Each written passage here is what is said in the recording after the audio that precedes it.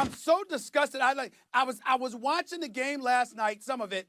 I couldn't take but so much of it. Kevin Durant has ruined the regular season.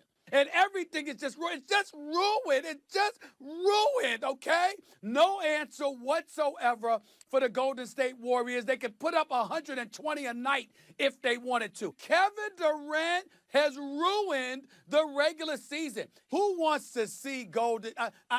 I don't understand it. Man.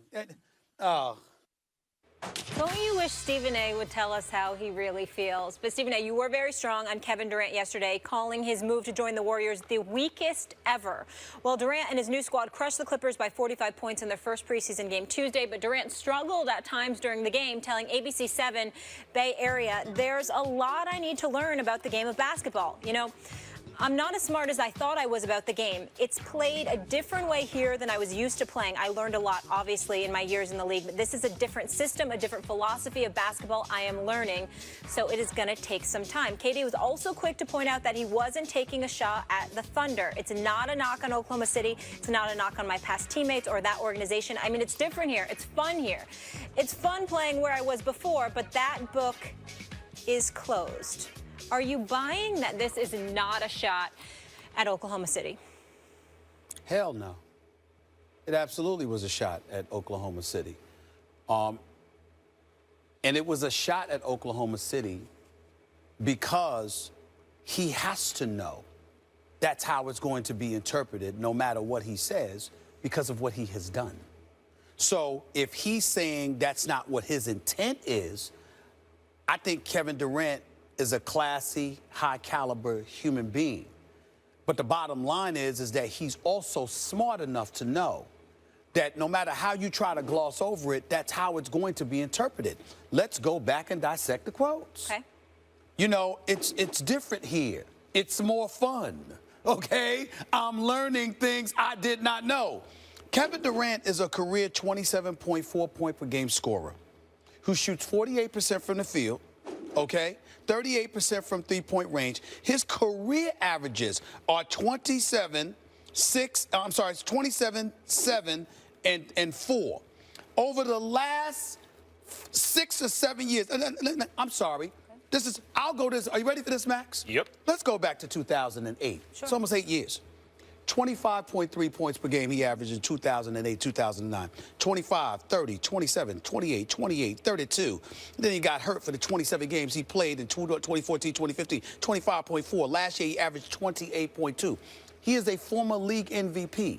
He has been to the finals. He was coached by Scott Brooks. And oh, by the way, everybody, no knock against Steve Kerr, because Steve Kerr is an exceptional coach and actually a good man, too. But let me be very, very clear. Billy Donovan's no slouch. Billy Donovan's a two-time national champion as a coach. Billy Donovan coached his first year in the NBA last year, Max. Where did Oklahoma City go? Game 7 of the NBA Finals. An upgrade over Scotty Brooks, let's be honest. And let me also say this to Kevin Durant. I don't want to hear anything about Billy Donovan. Nothing. Do you know why? Because if your coach and your franchise gets you, who is Kevin Durant, one of the top 3 players on the planet, he is a superstar. They got you to 3-1 in a conference finals. What you talking to me about coaching for? For what? Why are we having a conversation about coaching? Isn't it that at that point where it comes down to you? I mean, if there was ever a moment, I'm saying let's just throw it out the window, Max. I won't even argue with any point that somebody makes about, well, Golden State's a better, you know, the system, the distribution of the basketball. You don't know who's going to take the last shot. Blah. But I'm saying forget all of that. Work with me, Max Kellerman, for this one moment. You got it. I sit up here and I go like this. Hey, Max, you're a superstar basketball player. One of the top 3 players on the planet. 6'10", 7'6" wingspan, can pull up from 30, got a handle, mid-range game, shoot free throws, and I've gotten you to a point where you are 3-1 in a conference finals. What are you talking to me about coaching for? You got one game. One game. If I covered, before I let you go, Max, let me say this to America right here. This is where I come from. I love this passion. This is where I come from. Okay. When we talk about basketball, would you mind, Max, if I gave you a little bit of my history? Please do. The great John McClendon, God rest his wonderful soul, was just posthumously inducted into the Basketball Hall of Fame. Mm-hmm. He was my basketball coach, Clarence Big House Games' mentor. The two of them together used to sit me down and teach me the game of basketball when I played. Kind of like me debating with you. Not at all. Here's right there. It's happening again. When I first came into this business as a reporter, my first job was covering John Chaney. My second job was when I was covering the NBA. My first 6 years was covering Larry Brown. So let me give you the names. John McClendon, Clarence Big House Gaines, John Chaney, and then Larry Brown. Forget what I know about basketball, by watching, playing, being on a basketball scholarship, et cetera, et cetera. I was taught by historians, okay? So we got that going on. I bring all of that up to say to you that I think when you have a superstar player, there's only but so much a coach can do.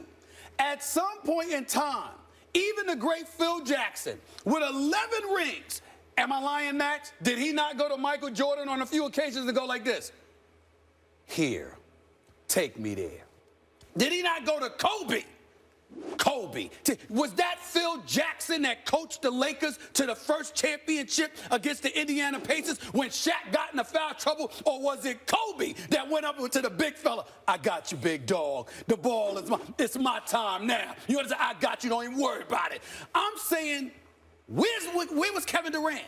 So my point is, I don't want to hear this stuff about a better situation. It may very well be. It's not applicable to you, and you damn well know it. So when you make a statement like that, regardless of how it's interpreted, you're calling out Oklahoma City. Let me just start by saying that was a brilliant point. And it's actually going to change my response. I still have a response, but it's going to change it. I was going to say, look, if someone comes from the Bengals, good organization, make the playoffs every year, and they wind up on the Patriots, and they say, boy, I didn't even know football. This is amazing. They're not necessarily throwing shade at the Bengals. They're simply saying, I am now at the best. Mm-hmm. And the Golden State Warriors are the best, you can say, other than the Cavs, except they don't, there's only one LeBron James. Of everyone not named LeBron, of any team that doesn't have a guy named LeBron James on it, they are the best run franchise right now. So I'd say it's not throwing shade, but I want to address your point because I think it's that brilliant. The bottom line is, forget about up 3-1. Because Kobe Bryant was once up 3-1 against the Suns. Lost. And then it was 3-3. And Jim Lampley and I bet dinner. I bet on Kobe. Because I thought like you thought. I said, hey, the history of the NBA is if you get to a Game 7, give me the team with the best player on the floor. You think Kobe Bryant's going out like that? And Jim bet me a dinner. And he thought the superior system would beat the superior player. And I lost that dinner. I took Jim out to dinner. But that's not why you lost. Well, Kobe was showing everyone how he could bounce pass in Game 7. Kobe decided he got tired of the noise and said, y'all, damn it, y'all go ahead and shoot. Okay, but still, the outcome is the outcome. Right.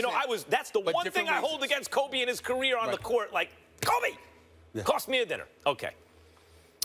What Kevin Durant is saying here, here's my real response to your brilliant point. And by the way, when Stephen A. Smith says something about basketball, like, yeah, he is throwing shade, I realize the whole NBA, we see it all day. The whole NBA texts this guy, in case you're wondering.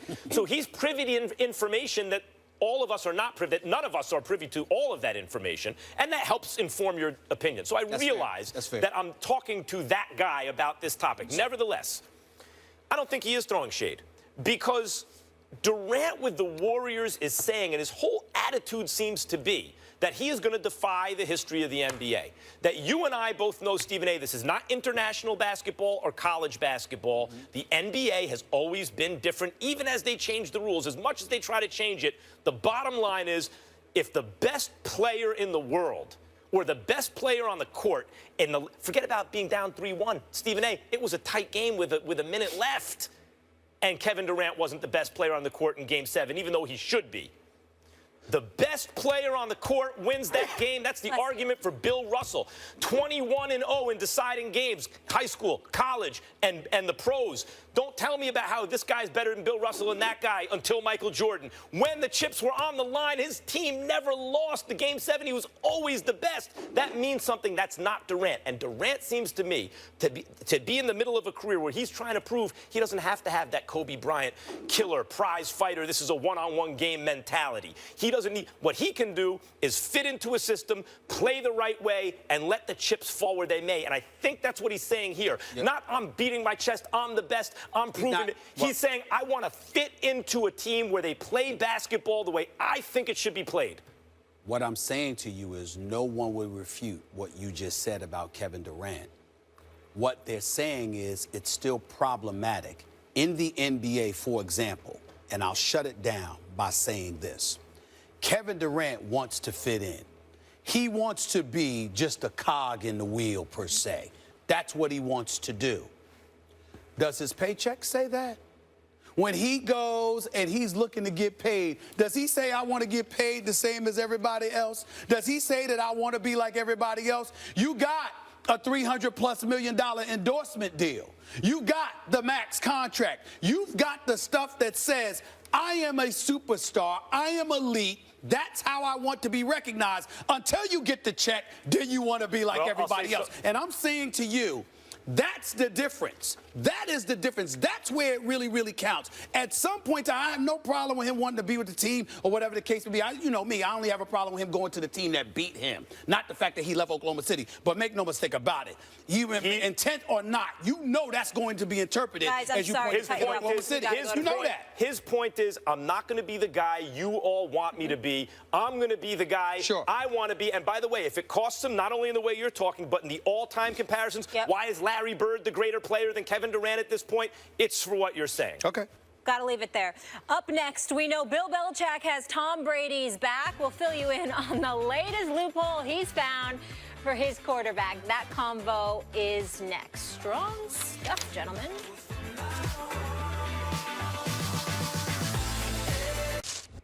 Meanwhile, Bill Belichick found a loophole for Tom Brady to avoid media this week, according to Yahoo Sports. The NFL has provided the Patriots with an exemption, meaning the team doesn't have to officially add him to the active roster until Saturday. Therefore, he's not required to speak to the media. The team will have no media access on Saturday as they'll be traveling to Cleveland for Sunday's game. But Bill had to speak to the media, and this is what he had to say about Brady. How do you relate to the team that Tom's return isn't a fix-all? We all got to do our job. All got to do our job better. We all got a lot of things to work on, and that's easy. How are you feeling about getting Tom back? Do you feel like we can finally exhale? I feel like we need to go out to Cleveland and play well in order to win. That's what we're going to try to do. A lot of fans seem to think that the suspension, they're hoping the suspension, will sort of inspire Tom and the rest of the team to play even harder with more intensity. What do you think about that? Think that could be? I think our team needs to prepare well this week and go out to play well against Cleveland in Cleveland. That's what we need to do. You talked to Tom. How does he seem? Seem ready for? Does Tom seem ready for Cleveland physically, mentally, attitude-wise? We'll go out and practice today and see where our whole team is. You have to ask Tom how he's personally feeling. That's something I can't answer.